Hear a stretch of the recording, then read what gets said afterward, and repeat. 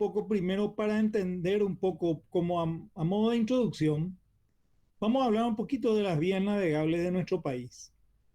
Algo que conocemos, desde luego, desde el punto de vista geográfico, y a lo mejor para ustedes todavía no conocen muy bien cuáles son las características de nuestras vías navegables. Los ríos navegables de nuestro país son los ríos Paraguay y Paraná, que forman parte y de la hidrovía Paraguay-Paraná. Y cada río tiene sus particularidades. El río Paraguay, digamos, para el transporte de cargas, a eso nos referimos. La mayor parte de la carga que se desarrolla o que navega por el río Paraguay proviene de las minas que se encuentran en Bolivia y en Brasil. Aquí donde estoy mostrando con el mouse de aquí, salen y vienen navegando aguas abajo hasta alcanzar puertos en Uruguay, un puerto que se llama Nueva Palmira, o pueden quedar en Rosario o pueden quedar en Santa Fe para hacer el transbordo. En cada región, el río Paraguay tiene sus características propias. Eh, Podemos hablar de su caudal, como tiene un pequeño desnivel de 5 a 6 centímetros por kilómetro. Tiene sí muchos meandros, que son curvas que se forman en el río. De esto vamos a hablar con más detalle, o se habla con mayor detalle en la cátedra de obras fluviales. De manera que aquí yo voy a ir mencionando esto para después entrar en el tema de hoy. Podemos hablar de que en promedio su caudal del río Paraguay es de aproximadamente 4.300 metros cúbicos por segundo. Conocemos bien los afluentes, tanto de la margen derecha como de la margen izquierda, y en el curso superior, medio e inferior. En cuanto a la navegación, la red navegable todo el año tiene una longitud de 2.200 kilómetros aproximadamente. Eh, en el tramo que comprende desde el río Apa hasta Asunción, existen los mayores obstáculos para la navegación en época de estiaje. El estiaje significa época de aguas bajas. Esta época de aguas bajas normalmente en nuestro país debería de producirse en el verano. No es la situación que estamos teniendo ahora. Nosotros, ustedes se fijan en, en las informaciones de altura de río diarias y pueden ver de que el hidrómetro de Asunción está en el orden de los 50 centímetros por encima del cero nomás. Eso es un nivel muy bajo para el río Paraguay en esta época del año. De manera que estamos atravesando una situación que no es la normal. En época normal, con lluvias que se den en forma normal en la cuenca alta, que es la zona de Brasil y Bolivia que les mostré al comienzo, y en la cuenca media, que es desde el río Apa hasta la zona de Itapirú aproximadamente, deberíamos de tener en condiciones normales por lo menos 2 metros más de nivel de río en esta época del año. Esta situación no se está dando ahora, entonces existen lo que ustedes ven en las noticias todos los días, muchas dificultades para la navegación. Hoy no vamos a entrar a detallar eso, lo vamos a ver un poquito más adelante, pero quiero decirles que sí, aparte de el nivel bajo, con el nivel bajo, bueno, el ancho del río disminuye, las profundidades son inferiores a las normales y aparecen en el tramo Asunción-Río Apa los pasos rocosos. Entonces, estos pasos rocosos forman obstáculo para la navegación, obligan a los navegantes a fraccionar lo que se conoce como convoy de barcazas. Para los que no pudieron estar en la primera clase, les digo, la navegación en el río Paraguay, en el río Paraná, se realiza el transporte de carga tanto de mineral de hierro como de granos, se transporta con barcazas que son movidas por un remolcador. Entonces, en cuanto al río Paraná, tenemos una situación similar hoy día. El río Paraná está con niveles muy bajos. En la primera clase les había mencionado cómo se está tratando de salvar esta situación. Nosotros tenemos zonas muy productivas en nuestro país entre las dos represas, entre la represa de Itaipú y de Yacyretá. Ahí están ubicados muchos puertos donde se embarca la carga de granos y salen navegando aguas abajo.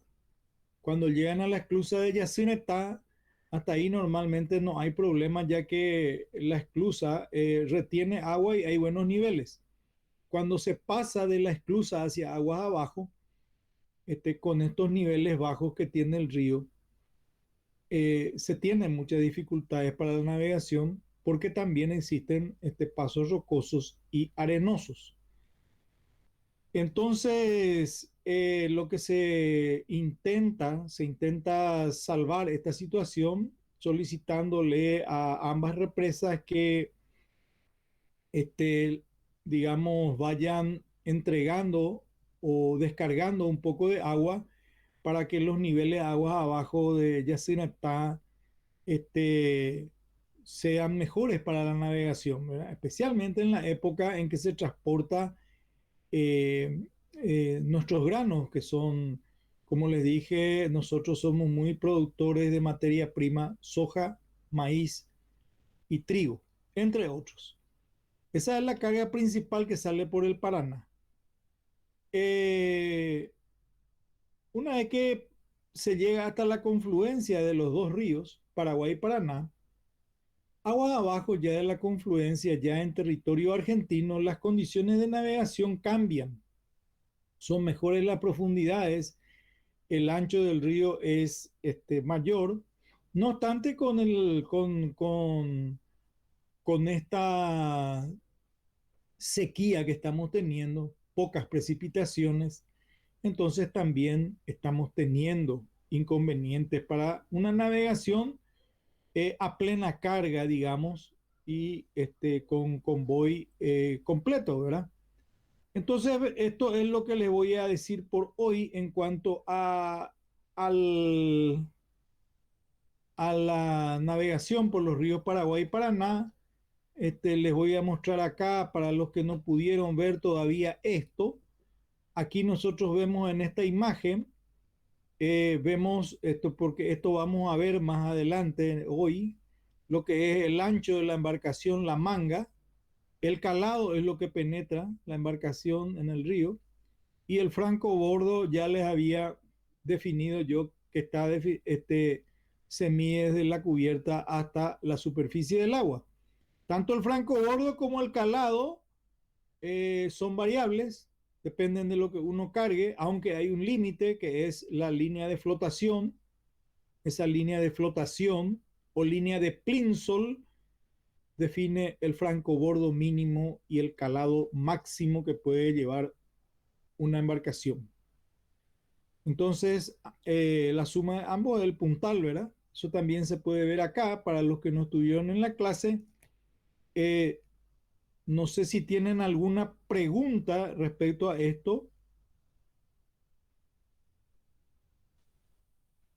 ¿Existe alguna pregunta respecto a... Es simplemente mencionarle las condiciones de navegación. Después vamos a ver con mayores detalles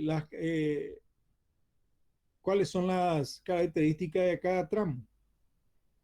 Si me pueden decir, por favor, alguna pregunta que tengan.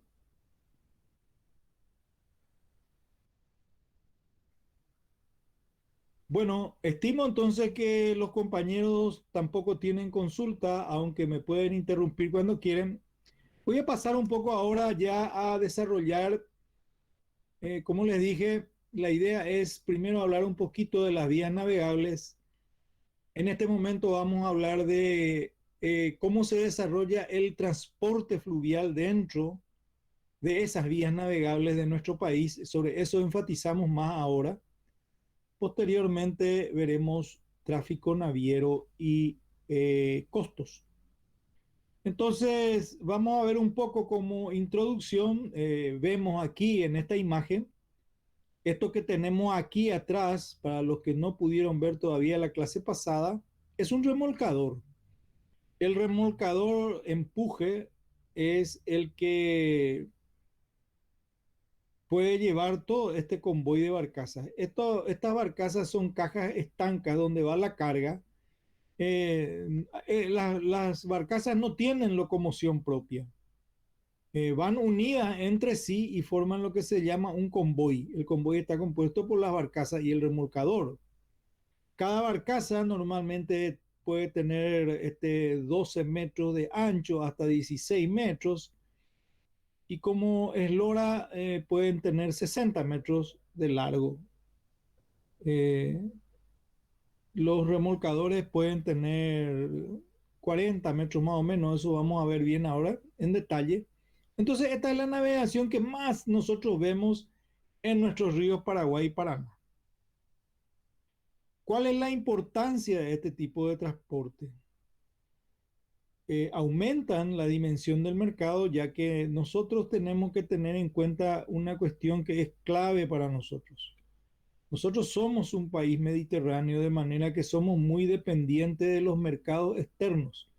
En la medida en que nosotros mejoremos el transporte, o sea, cómo hacer llegar nuestras mercaderías a los puertos de ultramar en el menor tiempo posible y con el menor costo posible, entonces, digamos, somos más competitivos en el mercado. De manera que lo que dice acá de aumenta la dimensión del mercado quiere decir que no se limita solamente al mercado interno, sino que podemos llegar a puertos argentinos, uruguayos y de ahí hacer el transbordo de carga.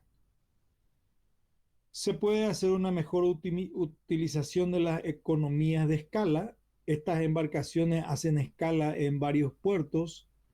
Entonces, al llegar ahí, se incrementa la economía de estos lugares, ya que hay infraestructura portuaria o pueden quedar para transbordo de combustible o de personal. Hay una serie de actividades que se desarrollan con el transporte fluvial, entonces produce también un mejoramiento de la economía de escala. Y para que esto les quede un poco más claro, le quiero decir como ejemplo que la zona de Villeta, por ejemplo, 20 años atrás, era una zona que no tenía ningún puerto. Hoy día hay puertos, astilleros, hay industrias que se ubicaron en esas zonas. Entonces hay un mejoramiento de la economía de toda esa región. No solamente de Villeta, también de las ciudades que están un poquito más abajo. De a poco se va mejorando. Se puede integrar, nos podemos integrar mejor a las economías regionales, que es lo que le dije. Esto es clave para nosotros, tenemos que integrarnos nosotros a las economías regionales y nuestras economías nacionales entre sí. O sea, las economías nacionales son cargas que, por ejemplo, vienen de Concepción, de la zona de San Pedro también, o de las zonas donde están los productores de soja, se integran con las economías que está, de las regiones o de los departamentos que van tocando el transporte fluvial. Hay un elevado volumen de empleo directo e indirecto. Fíjense ustedes, para que sepan un poquito que El empleo directo es el empleo que, bueno, se desarrolla en una línea de un convoy de barcazas y el indirecto es todo lo que supone mover esto, tener astilleros, mecánicos, eh, gente que estudia para poder subir y transportar estas cargas, que son los capitanes y prácticos de cabotaje. Entonces es también un sistema compatible con la conservación del medio ambiente. El combustible que se quema es lo único y eh, también el movimiento que hacen del agua en el río con sus hélices, los remolcadores no ofrecen dificultad para el medio ambiente, de manera que es bastante ventajoso en ese aspecto. Vamos a ver un poco más en detalle esto después, ahora en otras clases. Otra ventaja, las ventajas que tienen es que para el transporte de volúmenes de carga que sean superiores a 500.000 toneladas al año y para distancia iguales o superiores a 500 kilómetros, es muy conveniente el transporte por vía fluvial. No es, evidentemente, no se puede hablar de un transporte por vía fluvial si estamos hablando de un tiempo corto para su transporte. No porque este es un transporte lento, de por sí lento. Entonces hay una transformación también del río en una ruta fluvial, obliga esto a mejorar permanentemente las condiciones de navegación. No hay una inversión muy grande inicialmente. Eh, y la región reúne condiciones idóneas para que las rutas fluviales constituyan este elemento rentable. En cuanto a otra ventaja que tiene es el reducido consumo energético. Y acá está lo que le dije, las rutas fluviales naturalmente son integradoras de territorio. Hacen conexión directa y natural de los nodos principales de la red logística. Los nodos principales son los puertos principales a los que llegan la carga. Podemos considerar nosotros como puertos principales todos, absolutamente todos los que están ubicados desde Villeta para abajo y también aquí en la zona Aguas Arriba de Asunción hay 3 o 4 puertos a los cuales llegan las cargas del interior de nuestro país y desde ahí son transportadas por vía fluvial. Lo que vemos en esta placa es el transporte de mineral de hierro que está por pasar por Puente Remanso en una navegación de bajada. Entonces, aquí vemos cómo se transporta, por supuesto, con un tiempo bueno, ¿verdad? Si esto este, está por llover, esto se tapa todo, esto es el mineral de hierro que se trae, esto se lleva hasta la zona de Rosario, Argentina, donde están las plantas procesadoras de este mineral. Entonces, este transporte fluvial es sumamente importante para nosotros. Veremos ahora aspectos que hacen al servicio y la operación. Los tipos de servicio pueden ser regulares o de línea o irregulares. Los servicios regulares normalmente son contratados por empresas para poder transportar un determinado tipo de carga. O también se puede tomar un servicio irregular. Esto quiere decir que uno contrata solamente cuando tiene carga. No existe un contrato, digamos, por un año o 2 años, como es el servicio regular, ¿verdad? En cuanto al ámbito de operación, puede ser nacional o de cabotaje. La palabra cabotaje o removido significa carga que se mueve entre puertos de un mismo país. Entonces, el tráfico nacional nosotros vemos aquí entre la zona de Concepción y las ciudades que están en el Chaco, aguas arriba del río Apa, Puerto Pinasco, Puerto Sastre, hasta Bahía Negra, nosotros vemos todavía el transporte nacional o de cabotaje, ya que hasta Concepción, por ejemplo, llega mercadería que se transporta desde ahí ya en barcos. Puede ser desde Vallemí hasta la zona aguas arriba, hasta Puerto Sastre o Pinasco. En Vallemí llega la carga, ya hoy día tenemos rutas hasta Vallemí, también hasta ahí puede llegar la carga. Y entonces eso es lo que es un transporte nacional o de cabotaje. Cuando no existían las rutas aquí en la región oriental, entonces todo este transporte se realizaba desde la bahía de Asunción, donde hoy está parte de la costanera. Desde ahí salían. Eh, ¿Cuáles son las características entonces?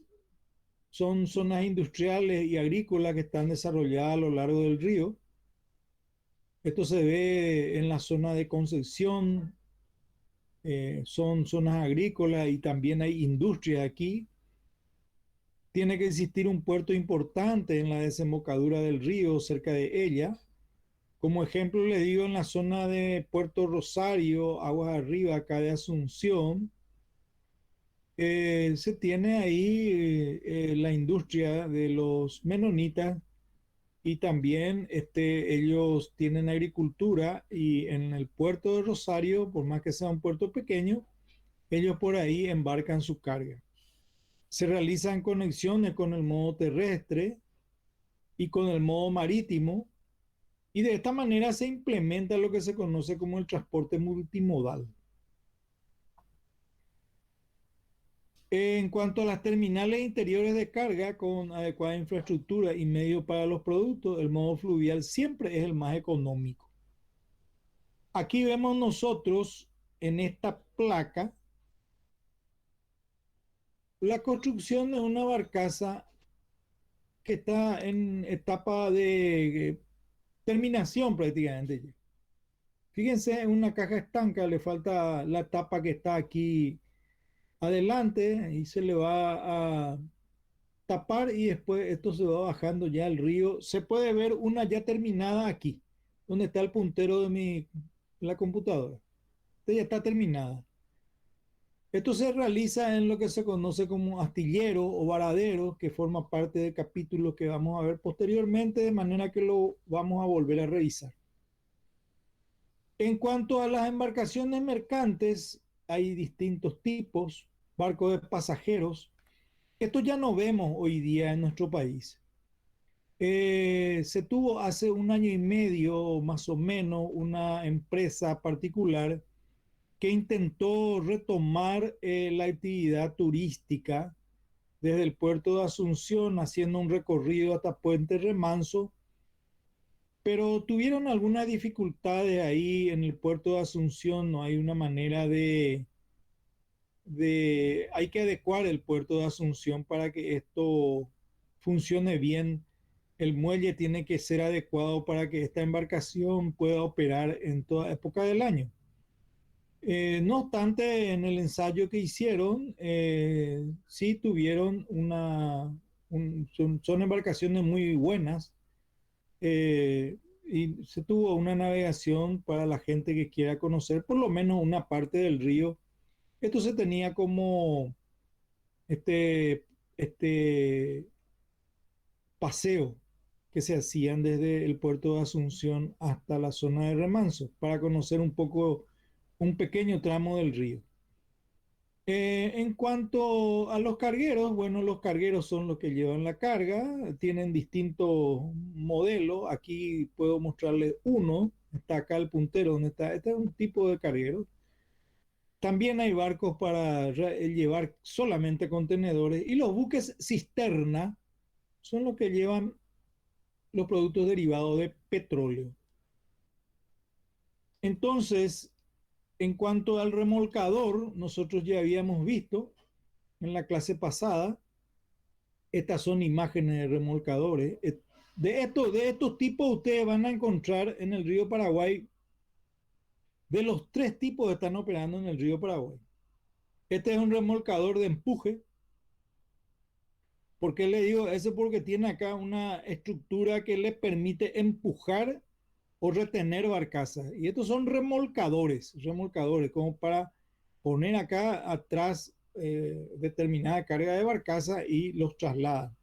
Estos remolcadores también son utilizados en algunos puertos. En época pasada se utilizó en el puerto de Asunción para acercar embarcaciones hasta los muelles, aquellas que por su tamaño no se puede acercarlas al muelle, entonces requieren del auxilio de estos remolcadores. El remolcador de empuje es el que habíamos hablado. eh, Son de acero autopropulsado y, como les digo, son utilizados para mover o remolcar carga. Las barcazas, que son las cajas estancas, como le dije, contenedoras construidas con chapa de acero, de distintos tipos de barcazas, de acuerdo al tipo de carga que van a llevar. No es lo mismo una barcaza construida para transportar grano que esta que está aquí en el costadito derecho, que es la que está preparada para llevar contenedores. En cuanto a los sistemas de navegación, bueno, se puede hacer por empuje. O también está la navegación de ultramar, ¿verdad? Nosotros esto no vemos acá en nuestro país, por supuesto, pero sí vemos todos los días y de manera creciente la navegación por empuje. Entonces, como les expliqué, la navegación por empuje es esta, con el remolcador y el tren de barcazas. En este caso, de acuerdo a lo que se ve en la fotografía, este remolcador está realizando una navegación de aguas abajo. Yo digo eso porque acá en la fotografía veo que las barcazas penetran mucho en el agua, se puede observar eso. De manera que eso me permite a mí presumir de que esta es una navegación de bajada. Entonces, eso es la navegación por empuje, en la cual podemos tener un sistema integrado o semi-integrado. El sistema integrado es aquel en que los grupos de barcazas que tienen forma, es un paralelepípedo perfecto, pero solamente la proa de la primera y la popa de la última barcaza del convoy pueden tener inclinación. Con este sistema, que es lo que se busca, reducir la resistencia del agua en el orden del 75%. Esto también se ve en nuestros ríos. En cuanto al sistema semi-integrado, es aquel convoy que solo ofrece la proa inclinada, siendo la popa recta. Para los que no estuvieron en la primera clase, la proa es la parte de adelante de la embarcación. Mirando desde el remolcador, tenemos que mirar hacia adelante, está la proa, y la parte trasera, la popa. Eso para que comprendan un poco. Aquí la resistencia en el semi-integrado es del orden del 60%, se disminuye. Ya habíamos hablado de la navegación por convoyes, por empuje. Acá tenemos distintas maneras de realizar una navegación por empuje. En cuanto a las terminales interiores de carga, bueno, como les había explicado, hay varias terminales interiores de carga que son instalaciones que están provistas para transferencia de bienes. Tenemos que decir también que estas terminales interiores de carga, nosotros ya les había mencionado, la mayor parte se ha desarrollado desde realmente comienza desde la zona de Ceballos Cue. Luego viene el puerto de Asunción, al lado del puerto de Asunción está Puerto Paxa, en la zona de San Antonio está, por ejemplo, Terpor, y después nos vamos ya al puerto de Villeta, hay uno público y varios puertos privados en esa zona. Entonces esas son las terminales de carga que ofrecen todo tipo de servicios para transferir bienes, por ejemplo, eso que son las cargas, ¿verdad? Pueden ser de intercambio modal, servicio de transporte plenamente integrado, que pueden combinar transferencia, manipuleo de contenedores y prestar servicios institucionales. Esto quiere decir con las aduanas ahí en el mismo puerto. Entonces, eh, antes de continuar y siempre pensando en que todavía no pudieron ingresar toda la clase, eh, quisiera recalcarle un poco que una cosa, una institución es la aduana. La aduana es una dependencia del Ministerio de Hacienda que cobra los impuestos por mercaderías de importación y de exportación. Están ubicadas en todos los puertos. Los puertos son privados o públicos. La mayoría de los puertos hoy son privados. Entonces uno llega a un puerto privado y si ahí llegó su mercadería, entonces ahí va a encontrar una oficina de aduana que le va a decir al despachante que hace los trámites el, cuánto se le va a cobrar por la carga, etcétera, etcétera. Y el puerto lo que hace es prestar servicios por tener esa carga ahí, puede ser de almacenamiento o por bajar y depositar. Eso es lo que cobra el puerto. Hay que distinguir siempre esto porque mucha gente confunde las funciones de la aduana con la de los puertos. Entonces, ahora vamos a ver lo que es una operación de alijo. El alijo es la transferencia ya entre dos buques transoceánicos. El buque, al ser alijado por razones operativas u otras, requiere disminuir su calado. Esta operación de alijo se puede ver también en puertos, o sea, en embarcaciones fluviales que hoy día no pueden continuar su navegación con todo el calado que traen, porque, digamos, salieron hace 20 días de la zona de Corumbá, vienen con 10 pies. Y entonces hoy día el río no da para navegar con 10 pies, entonces se tiene que acercar otra barcaza y descargar la carga, disminuir el calado con eso y eso le permite navegar. Entonces eso es lo que es una operación de alijo. Eh, Acá van a ver ustedes las características de una operación de alijo. En cuanto al transporte fluvial en la región ya, nosotros estamos o formamos parte como país del proyecto Hidrovía Paraguay-Paraná o proyecto o hay obras que ya se hicieron, ¿verdad? Que ya pasaron de la etapa de proyecto. Entonces, eso está enmarcado dentro de lo que se llama el Tratado de la Cuenca del Plata. Hasta aquí les digo ahora porque forma parte de un capítulo de obras fluviales. Entonces, dentro del Tratado de Cuenca del Plata está el proyecto de Hidrovía Paraguay-Paraná y también hay otro proyecto de Hidrovía Tietê-Paraná enteramente brasilero, se desarrolla solamente en su territorio. En cuanto a los sistemas de navegación, los trenes de empuje se mueven entre puertos fluviales. La carga tiene su origen, como le dije, en puertos brasileños, paraguayos, bolivianos, y tienen como destino buscando, por supuesto, llegar a los puertos marítimos del Río de la Plata, pasando por el río, puede ser carga del río Paraná también.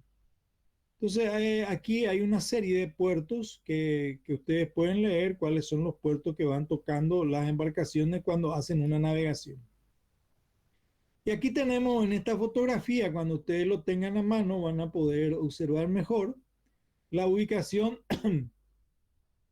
o mejor dicho, qué es lo que es el proyecto Hidrovía Paraguay-Paraná, cuáles son las características que se tienen hoy día eh, de cada tramo ustedes van a poder leer algunas características. Bueno, los sistemas de navegación entonces es exportaciones de Brasil, Paraguay, Bolivia hacia países fuera de la cuenca del Plata. Ustedes pueden preguntar por qué Brasil, ¿verdad? Y porque probablemente Brasil, los productores de Mato Grosso do Sul, les es más conveniente quitar su carga por hidrovía Paraguay-Paraná. Esa conveniencia quiere decir conveniencia económica. Entonces, ¿qué es salir por la hidrovía Tieté-Paraná o hacer el transporte de cargas desde Mato Grosso del Sur hasta sus puertos marítimos, ¿verdad? Entonces, por eso ellos utilizan bastante también la hidrovía Paraguay-Paraná y también desarrollaron mucho el transporte terrestre para llegar desde Mato Grosso del Sur, pasando por Pedro Juan Caballero para llegar hasta Concepción y de ahí cargar en barcaza y sacar sus mercaderías por hidrovía Paraguay-Paraná. Estos son productores de soja, básicamente. Entonces voy citándole así algunos aspectos de lo que hace al transporte. Estoy esperando que me pregunten algo, pero como no me preguntan, voy pasando nomás esto. Si no hay dudas, entonces no hay problemas. Se han Miguel, hecho, sí, te tengo escucho, una consulta. sin En problema. realidad, dos. Primero, en la parte de convoys integrados y semi-integrados se habló de una inclinación. ¿Eso es, digamos, en el plano horizontal? ¿O cómo se da esa No, no, no. A ver, voy a poner un poco una placa. Espérame un ratito que busco una placa y te muestro. Vamos a ver si Dale. esta no, si esta no. Acá se refiere, ¿ves la parte delantera de la barcaza? Estoy Sí, marcando con el puntero. Bueno, en este caso no se tiene, ¿verdad? Yo creo que ninguna de nuestras placas tiene una con inclinación. Entonces, cuando vos ves una barcaza que tiene una inclinación acá en la parte vertical hacia adentro, te voy a decir, desde arriba, acá desde arriba hacia abajo.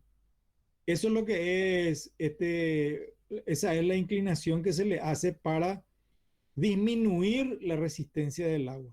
ah, ya, la forma de la barcaza ya es. Exactamente, se refiere a la forma de la barcaza y te agradezco la pregunta porque yo creo que les va a ayudar a los compañeros. No sé si comprendiste. Ah, eso, Sí, entendí.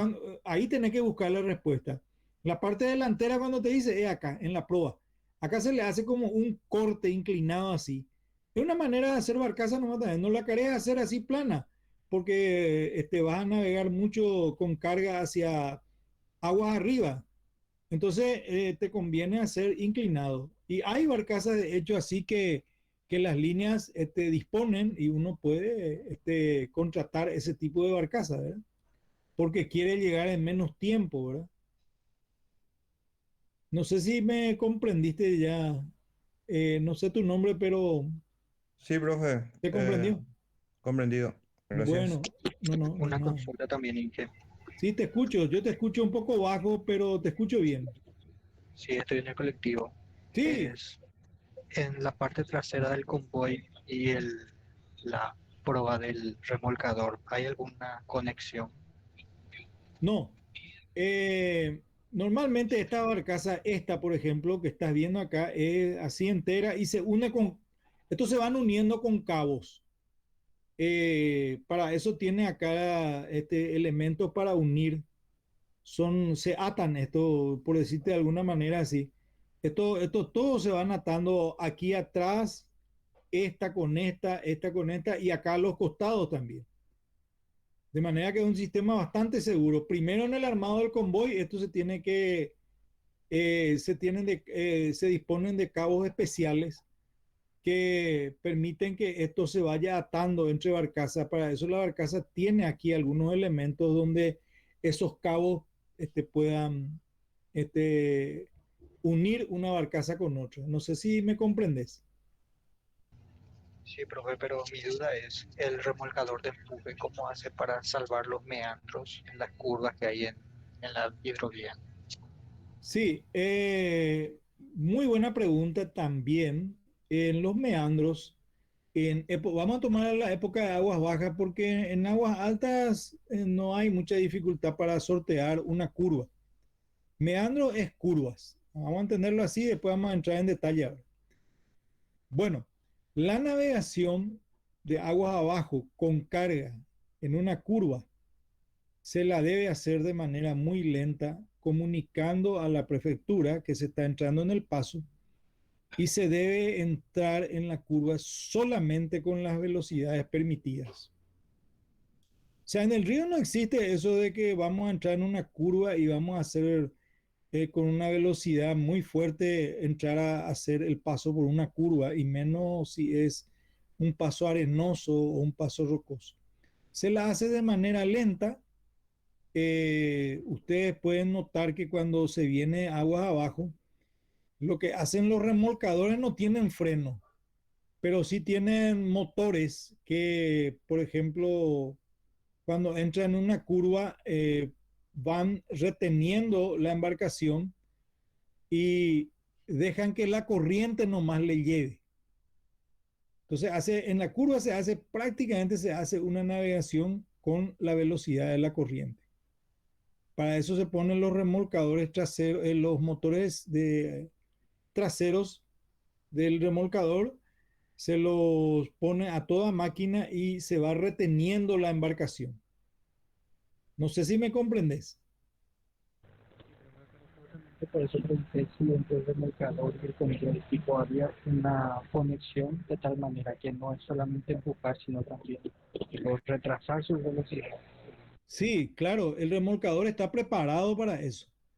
El remolcador está preparado para este, hacer una navegación en estas condiciones, te voy a decir. El remolcador se une a los convoyes mediante cabo también. Está fuertemente atado por cabos especiales y es prácticamente imposible, no se suele ver esto que ocurra en este tipo de accidentes. Yo te toco el tema de la navegación de bajada porque la navegación de bajada es la más complicada, porque cuando venís con carga, venís con mucha inercia.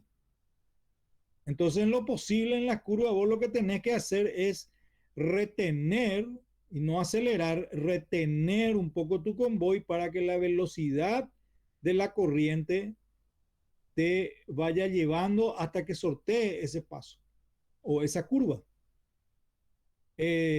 No sé si está bien la respuesta. ¿Se entiende? ¿Se entiende? ¿Puedo continuar entonces si no hay otra pregunta?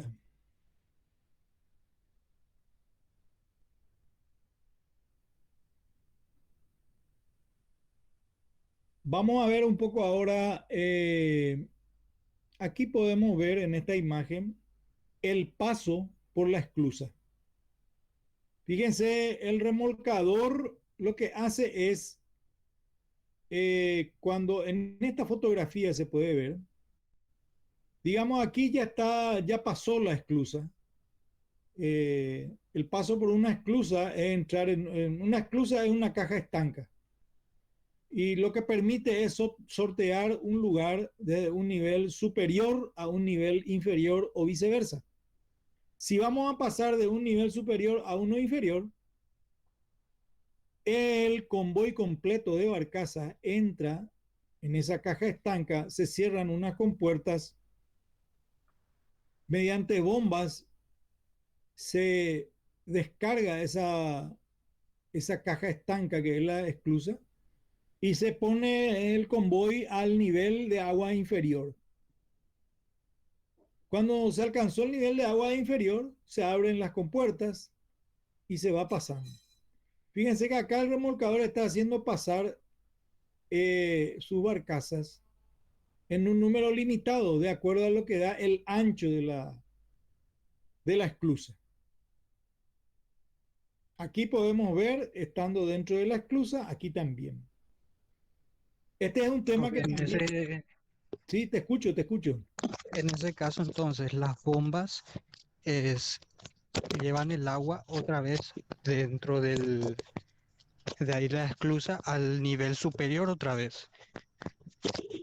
Cuando vos vas a descargar, tu sistema de bomba descarga hasta al río otra vez. ¿Me comprendes? O sea, o puede retener parte de ese líquido, depende del tipo de esclusa que tengas. Pero lo que sí se hace es, si está en un nivel superior, mediante las bombas descargas la cantidad de agua que está entre las compuertas hasta que alcance el nivel inferior. Cuando alcanza el nivel inferior, se abren las esclusas y la embarcación puede navegar hacia agua abajo. ¿Me comprendes? Sí, comprendo. Solamente quería saber nomás el destino final de esa agua que se saca de la esclusa, si iba otra vez al río que está a un nivel Sí, más alto o al nivel sí. más bajo. Bueno, Porque si fuera así. depende, sí, entiendo, depende del tipo de esclusa. Ahora en el capítulo de esclusa vamos a ver incluso que en el canal de Panamá, en la última esclusa que hicieron, ellos ya retienen el agua dentro de unos compartimientos especiales. Se puede hacer así, como uno está diciendo. Dale, profe, gracias. No, no es nada. Lo que viene acá ahora en estas imágenes son informes que hablan de la cantidad de puertos, la cantidad de embarcaciones que tiene la naviera paraguaya. Registrados se tenían, por ejemplo, 1023 embarcaciones en total, cantidad de embarcaciones. Fíjense que hay buques tanques, motores, barcazas graneleras, ganaderas, tanques. En total 1023. De hecho, la naviera paraguaya es una de las más grandes en la región, ¿verdad? Aquí tenemos datos de estas navieras. Es la flota más importante del Mercosur, así es considerada. Se incluyen más de 80 barcazas tanque, 500 barcazas galpón, etcétera. Estos son datos que los números pudieron haber variado, pudieron haberse incrementado ya, eh, de acuerdo a la cantidad de carga que uno vaya teniendo. ¿Tienen alguna pregunta ustedes sobre esto?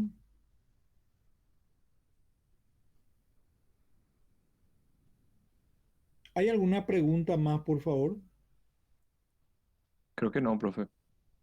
Bueno, entonces vamos a entrar un poco a ver algunos conceptos que se refieren a lo que es el tráfico naviero.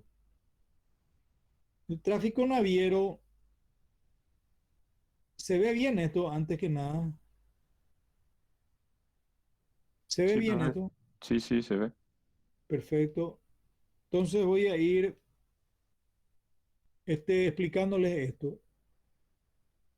Al principio todos los puertos son naturales. ¿Qué es lo que son puertos naturales? Esto se ve todavía en nuestro país. Aquello que donde uno se va y encuentra una bahía y donde pueden llegar embarcaciones, tienen un sistema de amarradero, amarrar una embarcación y puede operar con su carga incluso. O sea, no hay una infraestructura, no hay muelles.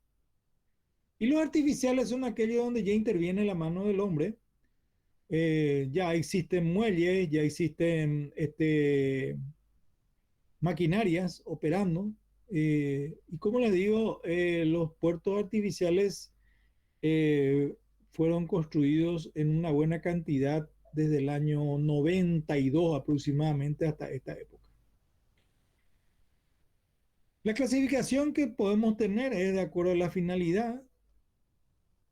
Pueden ser puertos comerciales, de mercaderías en general, o pueden ser puertos que operan solamente con combustibles, o solamente con contenedores, o solamente con granos, o puede ser de pasajeros. Lo de pasajeros nosotros, como les digo, son puertos menores que uno puede encontrar en Concepción, en el puerto como se le conoce como Puerto Viejo de Concepción. Los puertos industriales atienden a la industria, una industria específica. Nosotros podemos ver eso en la zona de Villeta. Hay gente dedicada a la industria de la materia prima soja, hacen aceite de soja y envían ya como producto terminado. Los puertos militares, su nombre lo dice todo, son puertos para atender embarcaciones militares. En nuestro país, esto está a cargo del Ministerio de Defensa Nacional a través de la prefectura. Tienen puertos militares en Sajonia. Ahí se tienen embarcaciones militares que tienen astilleros, eh, donde sus embarcaciones son mantenidas y reparadas. Los puertos destinados a la construcción de navíos son los astilleros.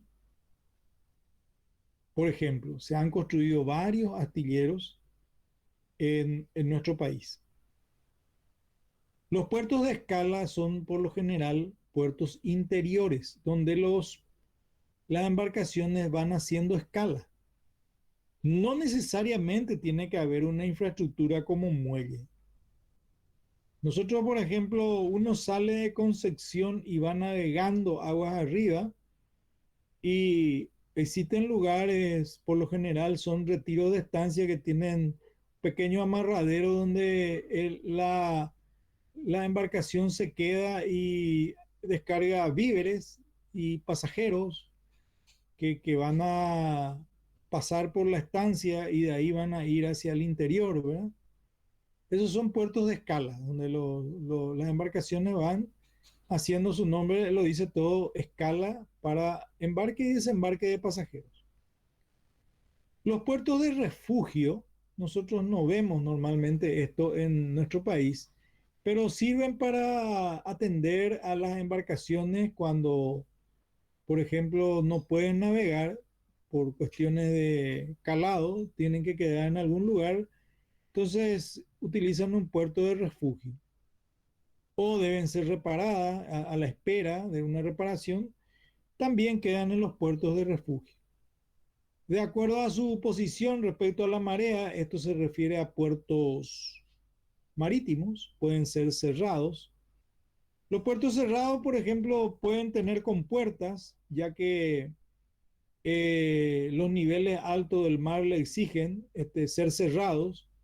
Entonces, en estos puertos se entran solamente 2 veces al día, el resto del tiempo están cerrados y normalmente están constituidos por dársenas. Seguida le voy a mostrar que hay una dársena. Los puertos abiertos son puertos que no necesitan compuertas, pero sí necesitan una infraestructura adecuada para este, soportar los niveles altos del mar. En cuanto a la posición relativa al mar, interiores, son básicamente estos también son los puertos interiores, también están los puertos fluviales, ¿verdad? Y los exteriores. Los fluviales, esto es lo que nosotros tenemos, todos nuestros puertos son fluviales, están sobre el río, y marítimos, de acuerdo a las embarcaciones que reciben. Nosotros no recibimos embarcaciones marítimas, salvo condiciones de extremada creciente del río, pueden llegar embarcaciones que superen los 10 pies de calado, pero no lo vamos a ver esto en nuestro país. Sí llegan hasta los puertos argentinos.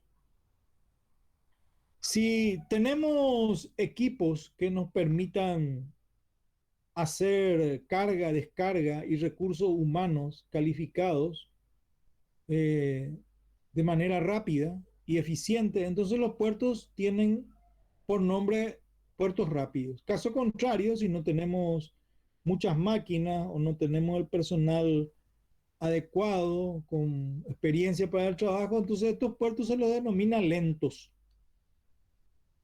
Acá está lo que yo les había dicho, de acuerdo a la aduana. Internos, internos son todo lo que nosotros tenemos. Si vamos a mirarlo desde el punto de vista de la aduana, del cobro de impuestos, uno llega con su embarcación hasta un puerto interno del Paraguay, en la zona de Villeta, y va a encontrar una aduana y va a descargar su mercadería y le va a entregar a un despachante lo que se llama un manifiesto de carga. Este le va a hacer un despacho de la mercadería. La aduana le va a cobrar los impuestos por la importación de la mercadería. Y el dueño del puerto lo que le va a cobrar por los servicios que le presta, cargar, descargar, tenerlo en depósito, etcétera. En cuanto a los puertos francos, estos son puertos, Me presenta. ¿sí? Te La escucho. aduana solamente te cobra si importas del exterior y si es el cabotaje, tipo de Concepción, traerlo hasta Asunción. ¿Te cobra la aduana algo por ese transporte o no? Yo tengo entendido que no te cobra la aduana no te cobra por mercadería, salvo caso que la mercadería, que en el ejemplo que vos decís, hay una mercadería, vamos a imaginarnos nomás que hay una mercadería que quedó en depósito en Concepción, pero que vino del exterior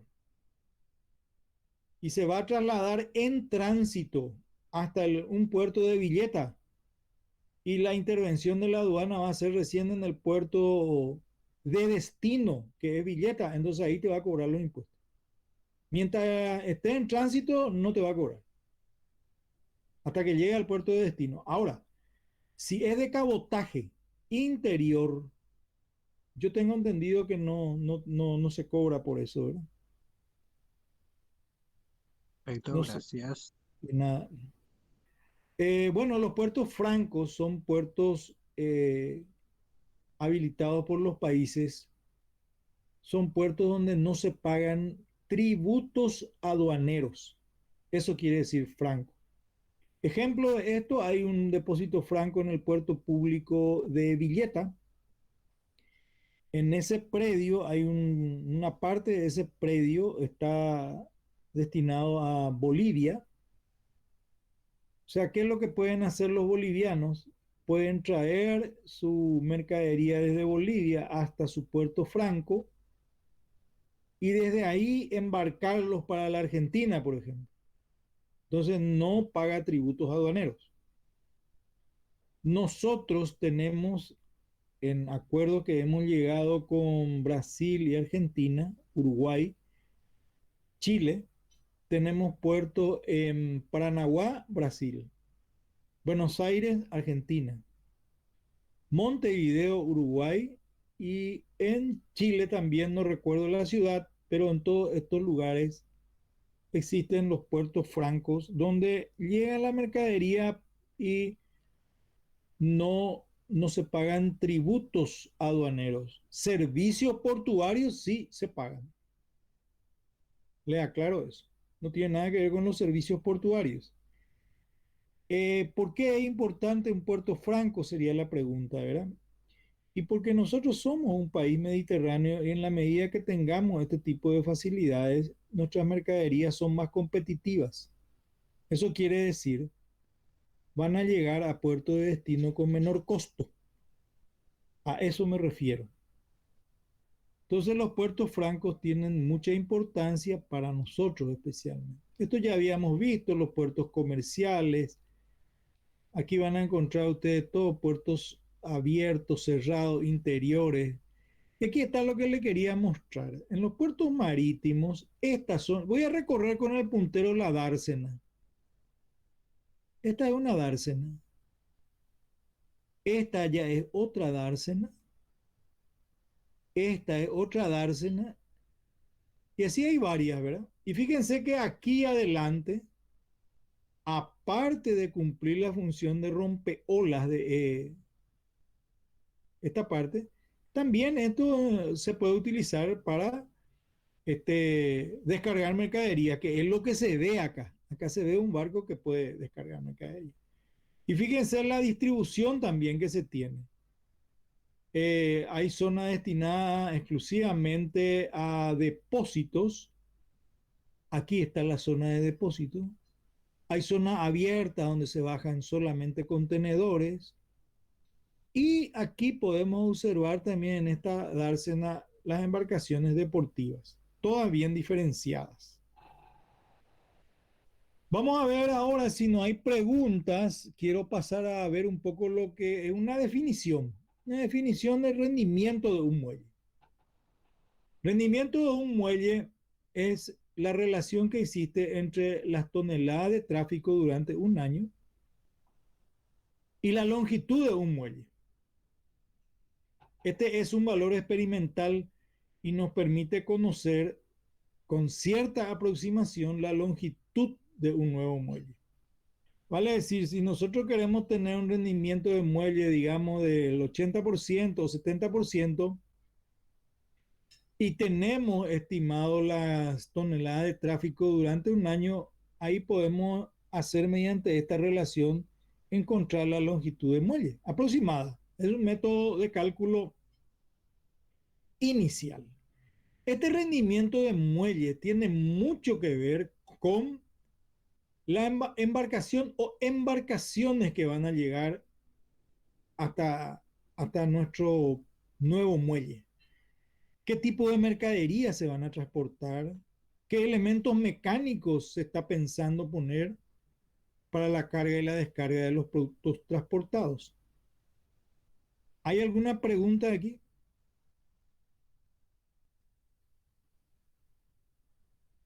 Sigo entonces. Aquí tenemos algunos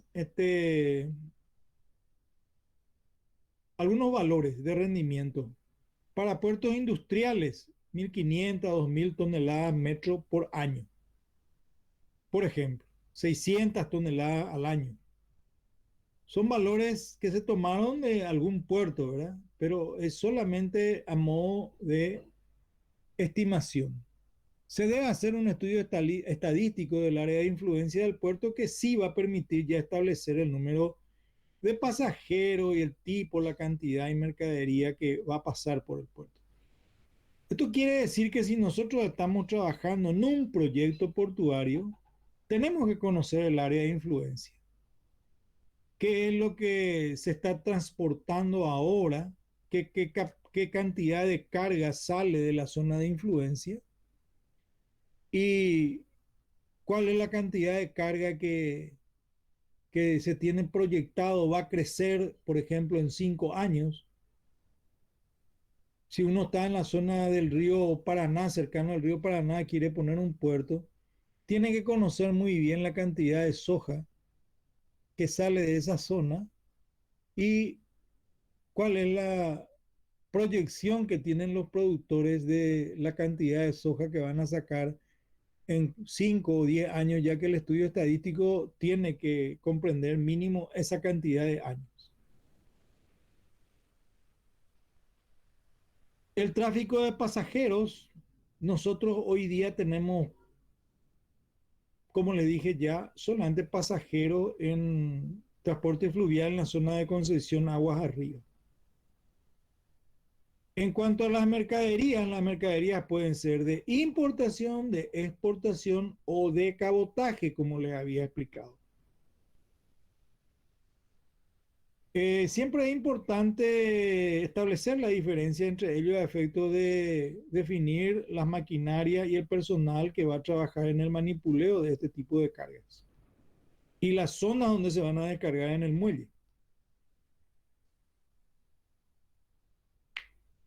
Cuando uno analiza muelles de un río marginales, quiere decir en la margen del río, el buen aprovechamiento del muelle se asegura cuando concurren buques de distinto tamaño, de distinto largo, de distintas eslora, quiere decir esto. Se debe tomar muy en cuenta, esto quiero que tengan muy en cuenta a la manera de estudiar, el ancho del río disponible y las condiciones de maniobrabilidad que permite el río en la zona, especialmente en nuestro río Paraguay o Paraná. Si ustedes trabajan en un proyecto portuario en el Paraguay y en cualquier proyecto portuario, siempre ustedes tienen que ver cuál es la profundidad disponible durante, a lo largo de un año en enfrente al muelle y en qué ancho hay profundidades disponibles que permitan que las embarcaciones con un calado determinado puedan operar. Es fundamental conocer eso. Inge, Señor, para saber eso hay que hacer constantemente batimetría o cómo. eh, por lo menos al, al proyectar, al inicio de tu proyecto, sí vas a tener que disponer de una batimetría. Y dependiendo del sector donde estés, ¿verdad? Digamos, si es un lugar donde no existen grandes variaciones en la batimetría, bueno, ya vas a tener una buena orientación con una. Pero existen casos en los que la profundidad va variando después de cierto tiempo. Entonces ahí conviene hacer una investigación con batimetría como estás planteando. No sé si te respondí bien la pregunta. Sí, Inge, muchas gracias. En cuanto a las dársenas, que nosotros no las vemos aquí, la mencionamos nomás. Ya se construyen de forma artificial, pero acá da un dato importante que el ancho de las dársenas depende de la manga del buque de mayor manga. Eso es para los puertos marítimos. Por ejemplo, esa es una buena orientación. Esto es lo que vemos acá. El ancho de la dársena tiene que ser como mínimo el ancho del buque de mayor manga para poder atender embarcaciones. Perfecto. Seguimos entonces ahora con el concepto de desplazamiento. Entendemos nosotros, y volviendo un poco a la pregunta que hizo nuestro compañero cuando me había preguntado por la inclinación que tienen las barcazas. Entonces ahí volvemos a esto para tocar un poco el tema de desplazamiento, el concepto del desplazamiento. El volumen de agua que desaloja la embarcación. Se le llama también volumen de carena para los que están en la primera clase. Carena es la obra viva, es lo que entra dentro del agua. Tiene un límite, por supuesto. Ese límite es la línea de flotación. Entonces, el volumen de agua desalojado por la embarcación lo conocemos como desplazamiento o también puede ser el peso de esta cantidad de agua. Cuando hablamos de desplazamiento en rosca, se denomina un desplazamiento producido cuando el buque se encuentra vacío, sin el contenido de tanque de agua y combustible. En este caso, el desplazamiento es mínimo. Su desplazamiento en carga ocurre cuando el buque está totalmente aparejado y con carga completa. En este caso hablamos de un desplazamiento máximo. Si hacemos la diferencia entre el desplazamiento en carga y el desplazamiento en rosca, tenemos el desplazamiento útil, que es la diferencia entre los dos, como le dije. Bueno, los fletes en los buques, dependiendo, ¿verdad? Lo que va a llevar, esto tiene muchísimas variables, acá nosotros le ponemos algunas. Se pueden cargar con mercadería de peso específico elevado, en cuyo caso van a alcanzar la línea de francobordo, pero sin llenar toda la bodega, porque el peso es muy grande. Pero puede ocurrir también que se tenga mercadería con peso específico bajo, entonces se llenan las bodegas del buque, pero sin alcanzar la línea de francobordo también. Entonces, en función a esto, es que nos van a cobrar por peso o por volumen. Nosotros definimos entonces, en el ámbito fluvial hay una manera de cobrar, ¿verdad? Que es la tonelada de estorbo que se aplica a la mercadería cuando se paga por volumen. No se paga por peso, se paga por volumen. Y esto varía de país en país según la naturaleza de la mercadería, pero hay una relación que nos dice que una tonelada de estorbo equivale a 1,44 metros cúbicos en volumen. Esto es lo que se toma como aproximación y en función a esto ustedes pueden encontrar que le van a cobrar, si le van a cobrar por volumen. Entonces, una tonelada de flete es el peso de una mercadería que ocupa un espacio igual a una tonelada de estorbo. Y, por ejemplo, para uno, ejemplo que tenemos aquí, para el algodón es 500 kilos.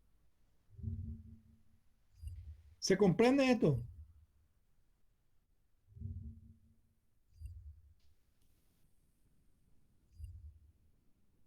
Seguimos con el rendimiento de los buques. Es la utilidad directamente que produce un buque. Intervienen varios factores, entre los cuales el rendimiento, que es calculado en base a un año, es el más importante, siendo función de la velocidad y del tiempo. Cuando nos referimos a la velocidad, tenemos que tener en cuenta de que estas son velocidades aproximadas que un buque mercante desarrolla. 25 a 36 kilómetros por hora aproximadamente, no más de eso.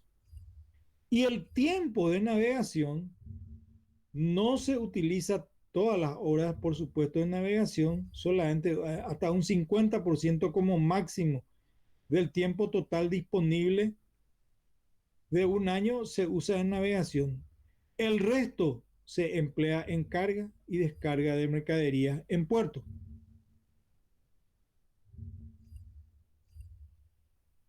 Cuando el buque ya envejece, se produce lo que se conoce como su obsolescencia y puede quedar ya fuera de servicio.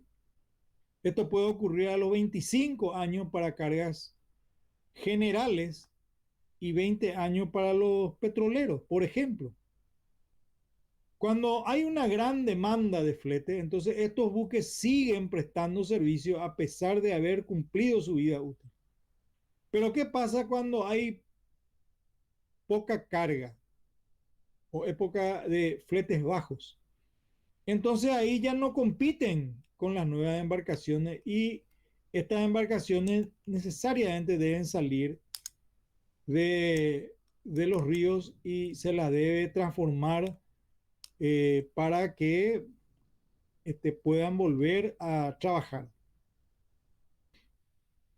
Definimos ahora lo que es un coeficiente de bodega, es la relación entre el volumen utilizado y el que puede transportar un buque. Su coeficiente de navegabilidad, que es la relación entre el número de horas navegadas en el año y el número de horas del año.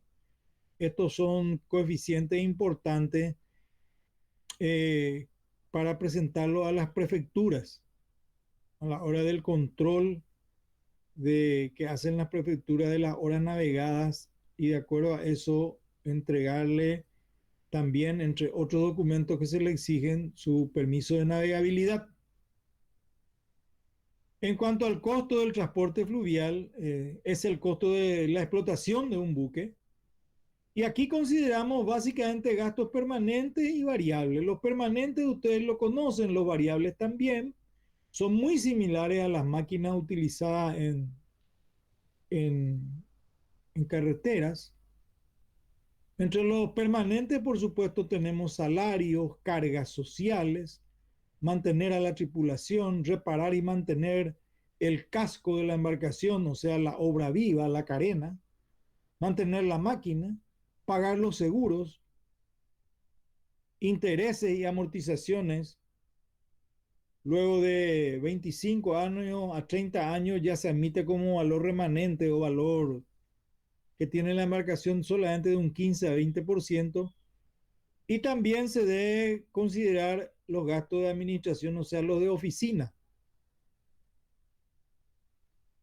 Entre los variables, ustedes saben, combustible, lubricantes, gasto en puertos, remolque, pilotaje, derechos portuarios, los gastos que provienen de la carga y la descarga ya se consideran por separado.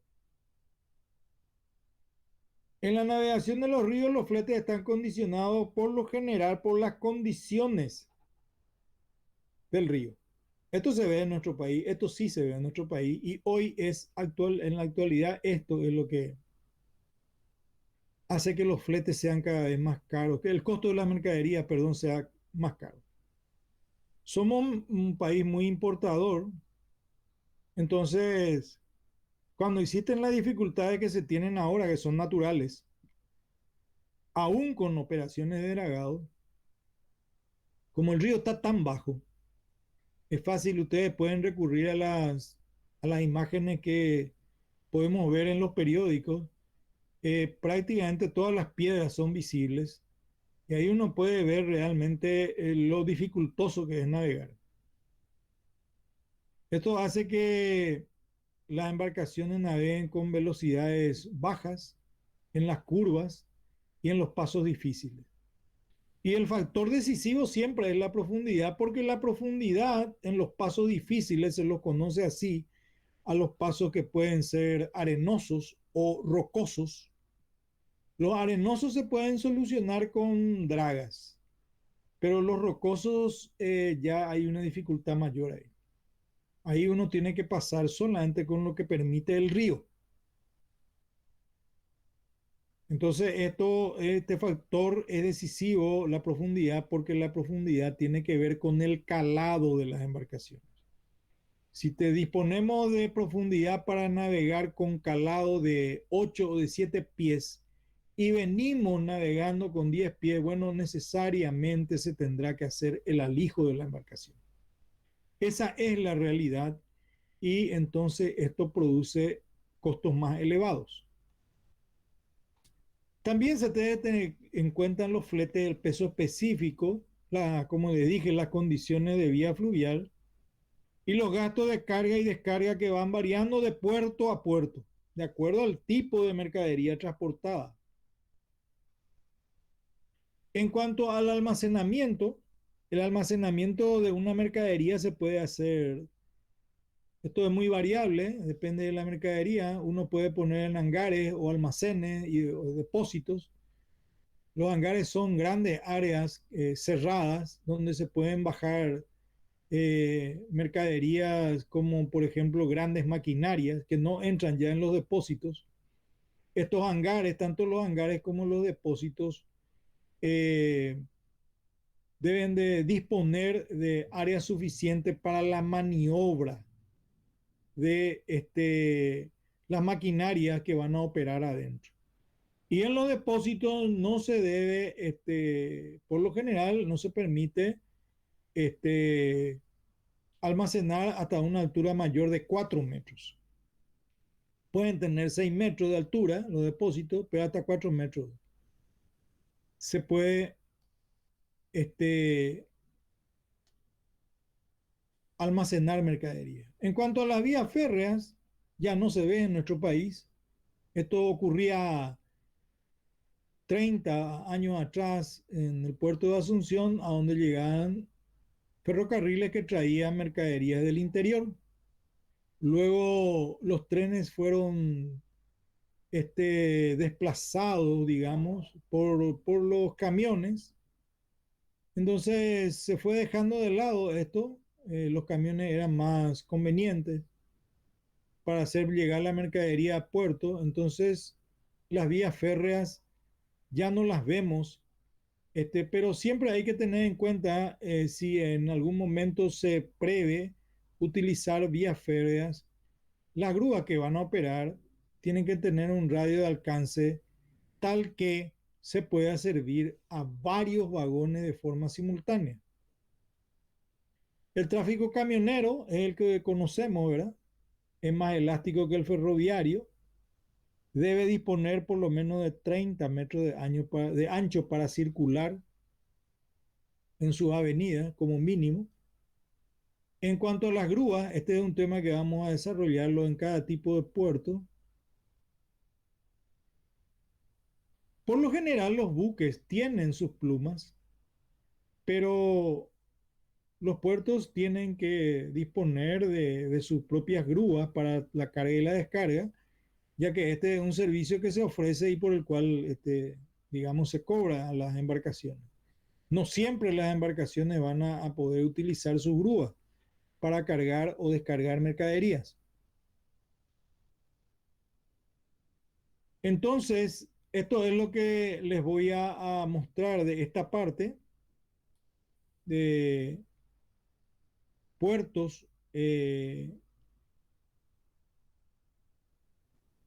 tráfico naviero. Y para terminar, yo quisiera hablar con ustedes sobre un tema que es el costo del transporte fluvial, ver un poco con ustedes lo que es el costo del transporte fluvial, si es que no tienen así preguntas que hacer de la parte anterior.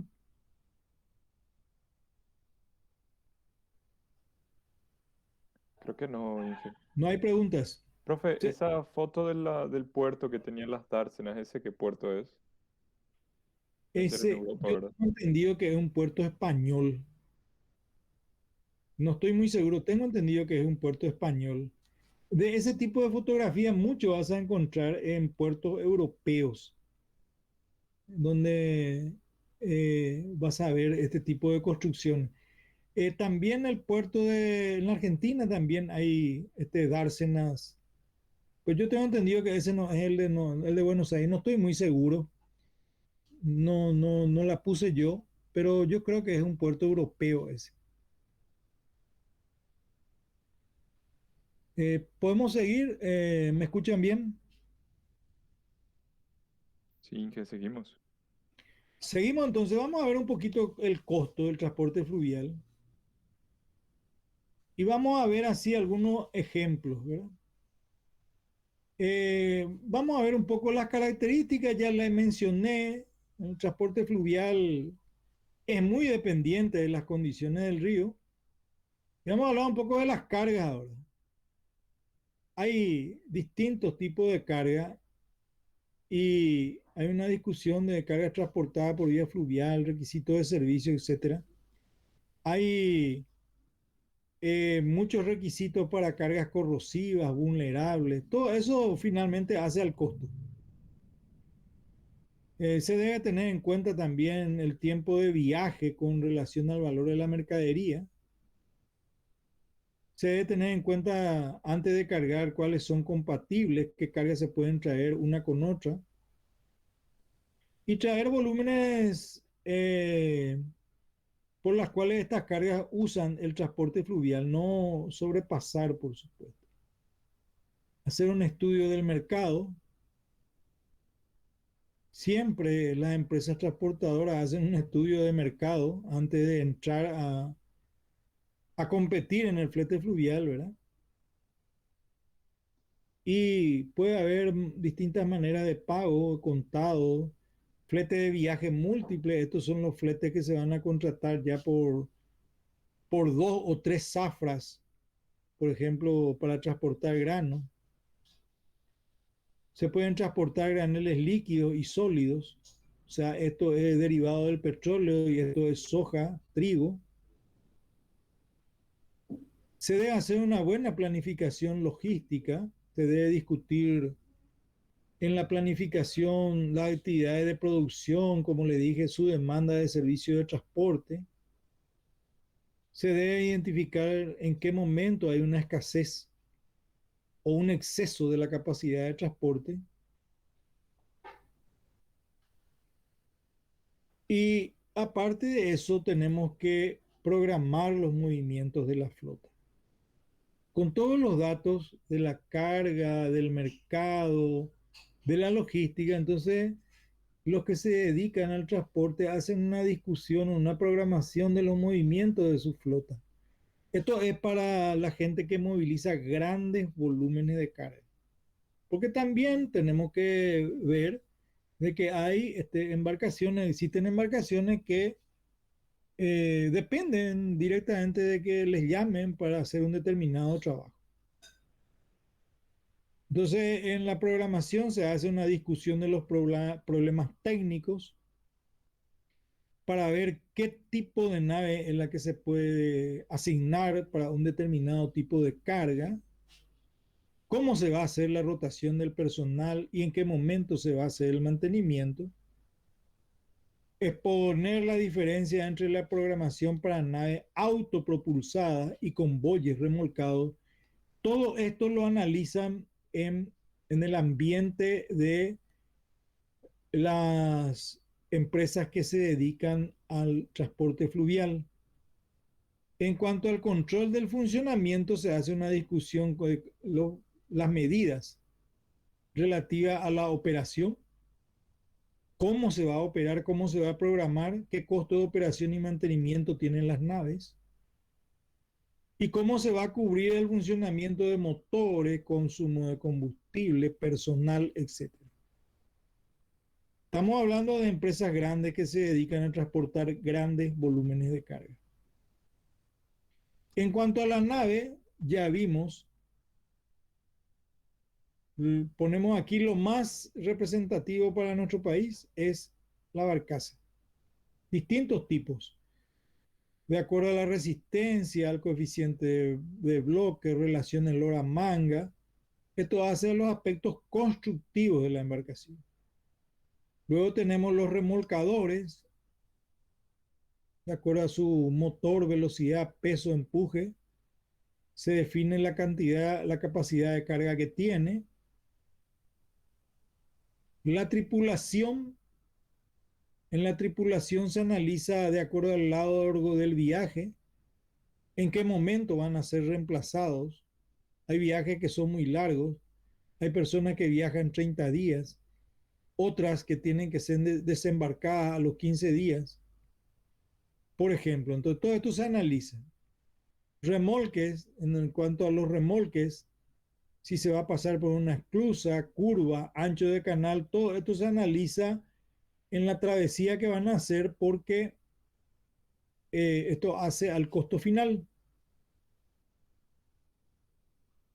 Entonces, se puede tener un pronóstico también de la demanda para el transporte por agua interior.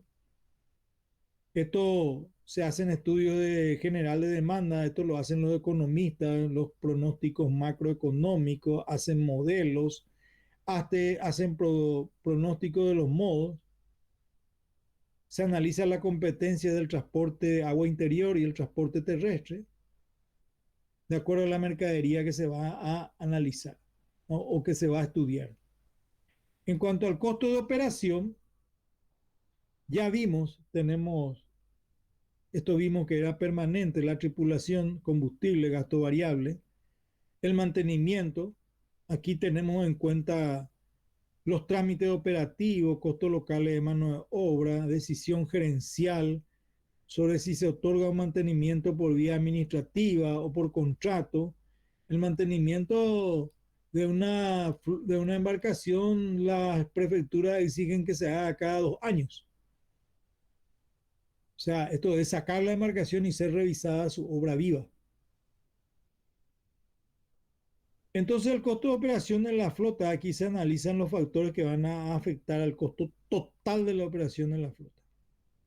Esto hace a la eficacia de la administración de acuerdo a la asignación para un determinado tráfico.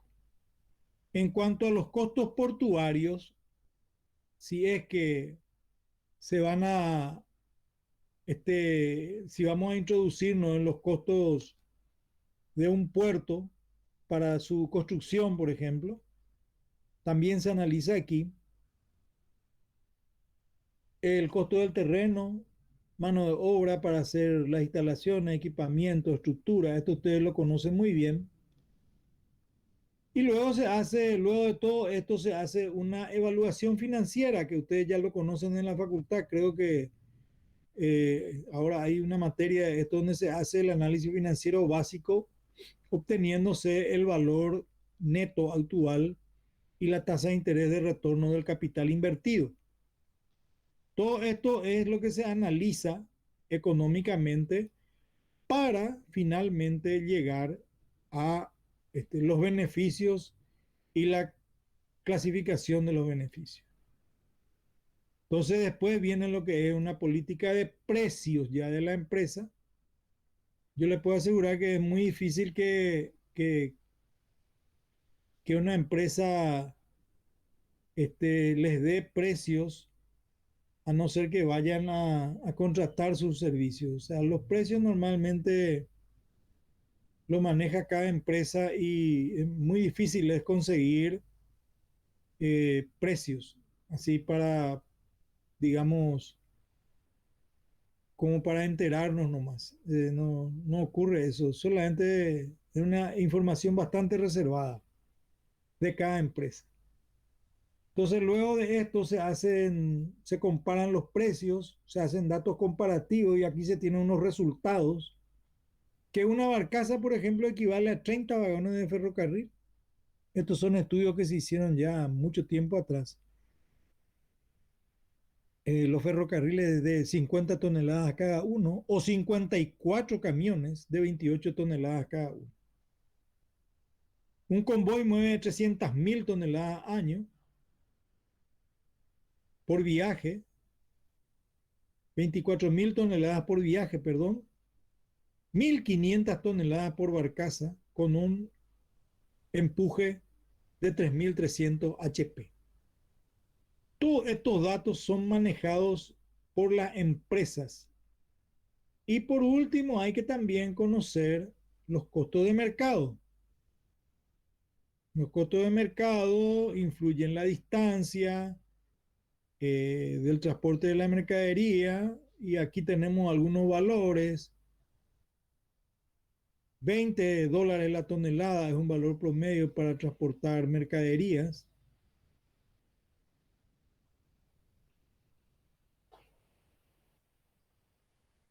Si vamos a transportar carga a granel, 35 a $40 la tonelada aproximadamente. Esto ya habrá variado. Son solamente costos estimados. Transportar contenedores a Buenos Aires vacío, por ejemplo, o con carga, de 20 pies, $500 cada uno. De 40 pies, $1.000 cada uno. Con esto ustedes ya se pueden imaginar todo lo que transporta un convoy de barcazas. Entonces, aquí tenemos, si vamos a transportar de Europa a Paraguay en contenedores, $2.800 a $3.000. De 40 pies, los más largos son estos. De 20 pies, $1.400. Varían de acuerdo al tipo de carga y el peso del mismo, como habíamos visto al comienzo. Por último, si no tienen pregunta, quiero mostrarle algo más. ¿Tienen preguntas? Profe, yo tengo una pregunta. Vos habías dicho que los precios son difíciles de manejar. O sea, yo, por ejemplo, si quiero transportar algo, no es que le puedo preguntar a todas las, a hacer, decirle a la empresa que voy a llevar una carga a tal parte y me van a dar un presupuesto. Porque viste que generalmente se suele hacer así que vos pedís presupuesto para varias empresas para mejor precio, por así decir. Pero, ¿cómo sería en el caso del transporte entonces? Te van a dar costos aproximados, ¿verdad? Pero el costo real, si vos realmente querés hacer un transporte, te vas a tener que sentar a darle tus datos y, digamos, ahí vas a tener el precio real, ¿verdad? Eh, Digo nomás esto porque en épocas pasadas, cuando intentamos acceder a este tipo de información, cuando uno hace preguntas, salvo que sea alguna institución oficial, ¿verdad? Esto viene así de instituciones oficiales, donde, como les digo, estas son todas estimaciones, que estimaciones o datos que uno consigue de personas que en algún momento hicieron algún transporte. Pero tenemos que tener en cuenta también que esto varía mucho, ¿verdad? Hoy tenemos como componente variable el combustible, que varió mucho de precio, ¿verdad? La mano de obra misma para transportar estas cargas cambió mucho. Quiero nomás decirte que teniendo varias empresas que te pueden hacer un transporte de tu mercadería, Eh, sí, sí es que ellos ven que es algo seguro como cliente, ¿verdad? Que realmente existe la mercadería que se va a transportar. Entonces ellos sí probablemente te den un precio, ¿verdad? Pero si es para hacer algún estudio así, cuesta un poquito acceder a precios así reales. A eso es lo que me refiero. Ah, ya entiendo, ya. Dale, O sea, gracias, profe. puede tener una variación de 10, 20%, eso que ya es mucha plata ya. Solamente si te acercás y le decís, por ejemplo, tengo 30 contenedores con tal carga, o sea, ahí, no, ahí ya vas a buscar vos no solamente una empresa, sino ahí ya te van a dar presupuestos, sí, ya varios. En ese, pero es un precio que sí, uno puede a nivel de amigos así conseguir información en las empresas así, pero siempre son estimaciones, ¿no? Vas a tener variación. No hay otra pregunta sobre este aspecto.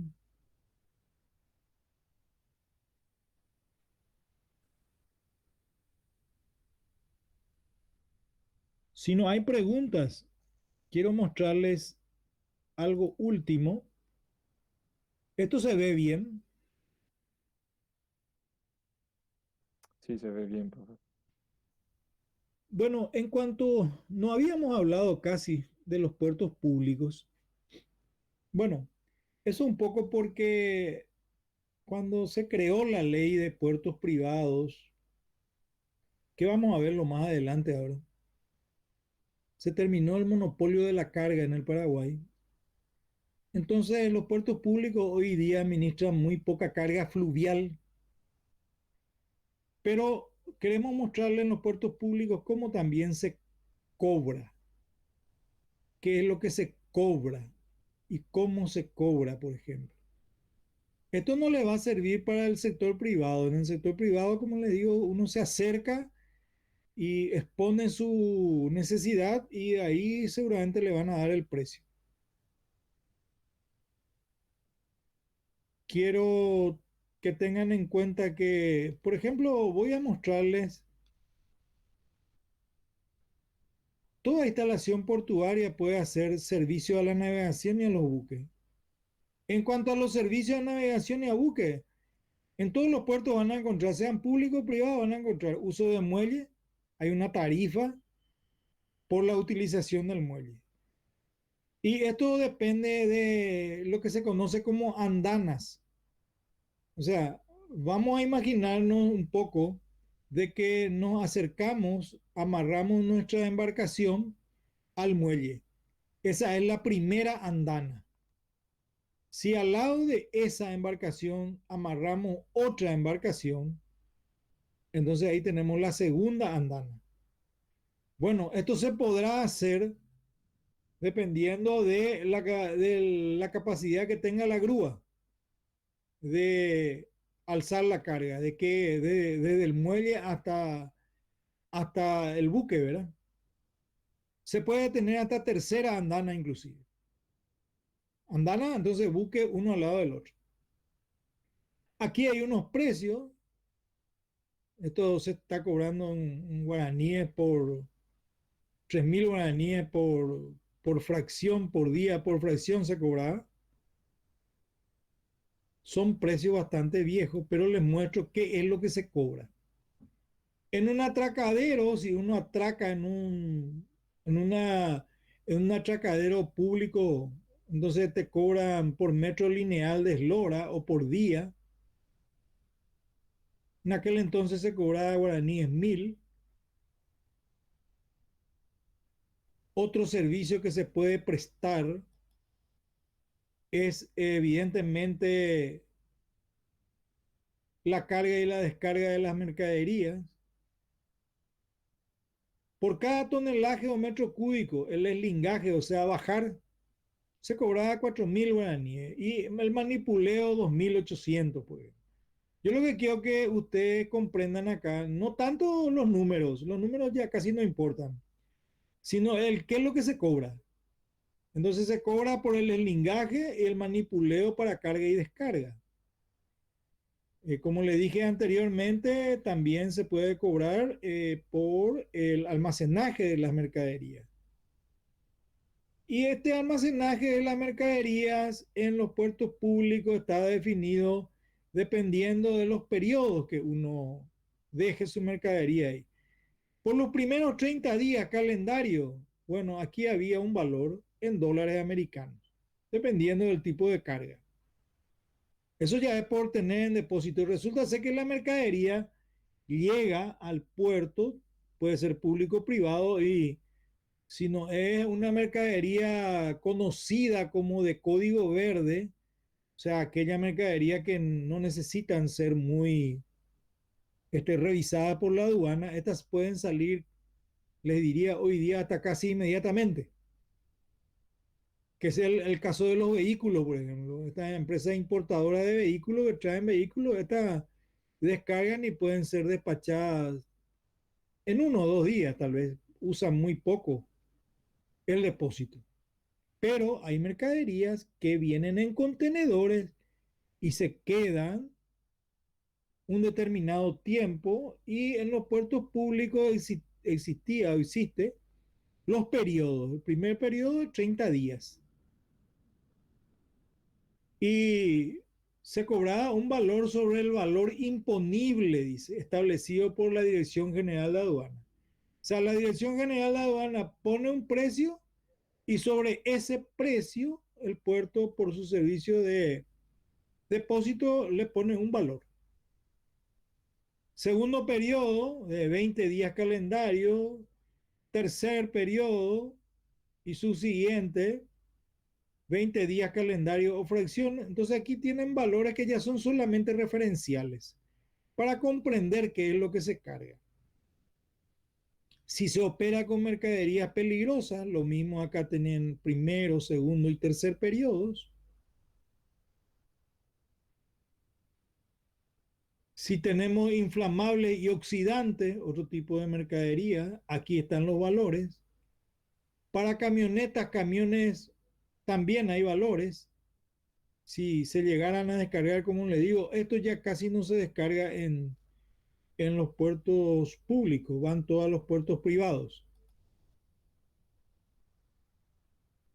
Eso es lo que van a encontrar en cuanto a servicios. En este material que les dejo, que les entrega el profesor, el ingeniero Segovia, ustedes van a poder enterarse principalmente de los servicios que tienen, que son prestados en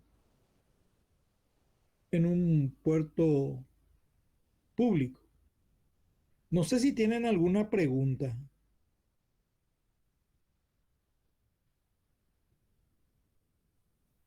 Dije, yo tengo una pregunta. Sí, En te la, escucho. en la primera página decía que era, Espérame un ratito, voy a buscar la primera página. Decime nomás, decimos.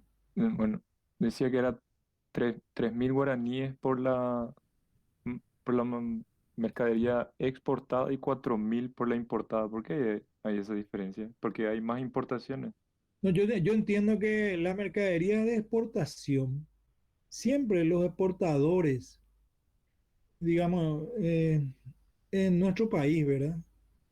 Hay unas políticas así tributarias, ¿verdad? De incentivar al productor y al exportador. Entonces, creo que vas a encontrar de que para la mercadería de exportación siempre los valores son inferiores. Puede ser ese un motivo. Y las mercaderías de importación, de hecho, tienen un mayor valor. Lo que se trae por importación viene de mercados que son de valores mayores, ¿verdad? Entonces se cobra de acuerdo al valor de la mercadería. No sé si está por acá lo que vos me dijiste. Sí, ahí mismo está. cuatro Acá. mil y 3.000. Dice mercadería de importación por cada tonelada, el eslingaje 4.000 y el manipuleo 2.800. Exportación 3.000 exactamente. Y yo creo que estas son, no estoy ya muy seguro hoy día, no estoy ya en la actividad así, pero suelo seguir y siempre vos vas a encontrar de que nuestro país tiene incentivos fiscales para todo lo que sea abrir una empresa, dedicarse a la exportación, y eso tiene, cobramos impuestos un poco más baratos y eso también en cuanto a los tributos que cobran las instituciones públicas. Estimo yo que será por eso, ¿verdad?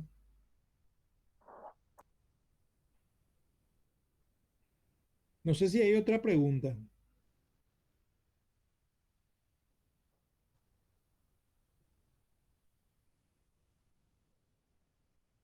¿Hay otra pregunta?